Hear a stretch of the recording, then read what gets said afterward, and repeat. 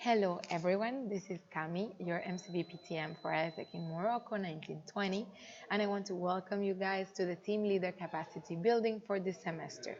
I am very excited about this. We are going to be having some episodes, and the objective of this is to prepare you guys to be the best team leaders that you can be for your members in order to help your members develop leadership, but as well to make your team perform during this winter peak so that we can all manifest for winter peak. So we're going to start with the very basics, which is the clarity of who and an Isaac Way review. So the objective, as I told you guys, for the whole capacity building is to understand our core. So that's why we're starting with the clarity of who and the Isaac Way. Then understanding our role, when we're going to get into more details about team standards, how to be a good team leader, to get the knowledge and skills to be the best team leader. So also understanding each one of the concepts, each one of the values, each one of the competencies, etc., and become experts in team management. So we're going to be helping you guys how to do a one-to-one, how to do a team meeting, how to do a team days, giving you tips on how to become the best team leader. So in this Isaac Way review, we're going to start, of course, from where it all started. It all started after the Second World War, when a group of young people determined that cross-cultural understanding was essential to prevent similar conflicts. So right now, we are already in the 71st year of Isaac as an organization. And it all started because a group of young people believed that between them, they could actually make an impact and change the situation of the world. So this is what it has brought forward the organization so far, and we are striving to achieve peace and fulfillment of humankind's potential. This is our why. This is why we do what we do every single day. And how do we do this? We do it by placing our confidence in youth as the key to unlock a better future. We believe that leadership is the fundamental solution and it can be developed in anyone. So basically, we are trusting youth. And of course, for us as team leaders, this is very important because we are trusting our team members as the key to actually accomplish everything that we want to accomplish. And we believe that they can be developed as leaders as well. So what do we do in ISEC? So we enable young people to develop their leadership through practical experiences in challenging environments. So I'm sure if you were a member the last term, you already had a lot of challenging environments and challenging experiences that you went through to get to here, also by applying to team leader. So this is exactly what we do. We place people in challenging environments so that they can develop themselves. And how do they do this? Through cross-cultural exchanges. So imagine, guys, if we could engage and develop every single person. What if you guys, as team leaders, can engage and develop every single one of your team members to become their greatest version of themselves, to fulfill their humankind potential? What could ISEC look like? So we need to also understand our values and, of course, the leadership development qualities that we have as an organization, which are also part of the ISEC way, and we're going to be getting into those a little bit further into the episodes. So let's go with the clarity of who. So to understand the clarity of who, each ISECer, okay, each member receives team standards. Then, through these team standards, they learn the competencies and they understand and live the values. So, after learning the competencies, after understanding and living the values, they experience the inner and outer journey. And through this inner and outer journey, they end up developing leadership qualities. So, this is basically how we develop leadership in ISAC. A member enters, they go through all of this, and this is how they develop leadership. So this is why, as our team leaders, we need to be very clear about each one of these steps. So we're going to just see an overview today, and in the other episodes, you're going to be able to go into each one. So as an ISECer, we receive team standards, which are building, performing, and closing, delivered by the team leader. So this is crucial in this moment. You are team leaders, you just got elected, you're going to be having new members, maybe you already have some reallocated members, so you need to be delivering team standards.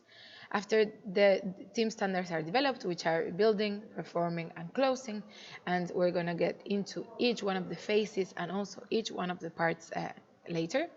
So the member understands and lives our values. Okay, so through this team experience, they understand and live our values, which are striving for excellence, demonstrating integrity, enjoying participation, acting sustainably, activating leadership, and living diversity. And also they learn the competencies, so they not only live and understand the values but also learn the competencies that are going to help them develop as people, as professionals as well. So there's two types of competencies. We have the mind competencies and the hand competencies, and the mind are the ones that we call core competencies. The hand are the ones that are totally related to the functional skills that they develop inside Isaac. So what is the mind competencies? What are the competencies? So we have four: agility, growth, empathy, and eagerness. Each one of these core competencies as well, it has two sides. One as a business leader and one as a people leader. So we develop leadership, and leadership is about leading people, about managing people, but also about how to think in the way of a business. Cool. So this is why this is divided in two, because each one of the core competencies can be applicable for either a business leader or a people leader.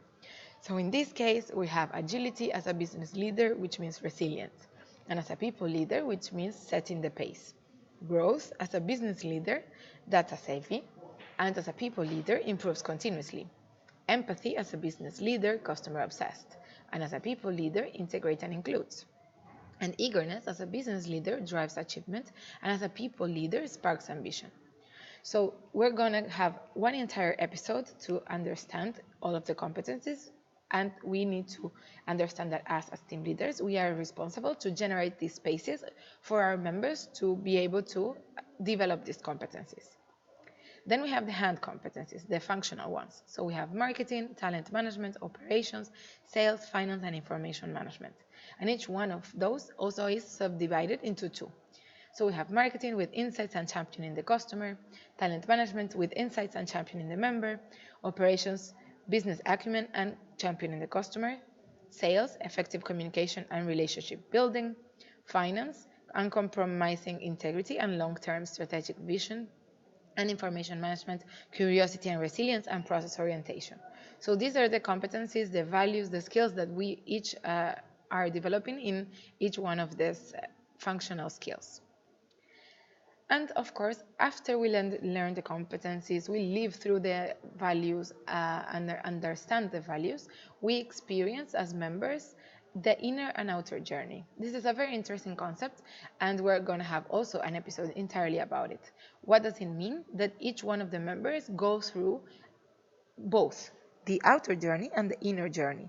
And in the moment that both collide, when the outer and the inner journey join, is when actually we have the impact in our member and they have this true Isaac experience.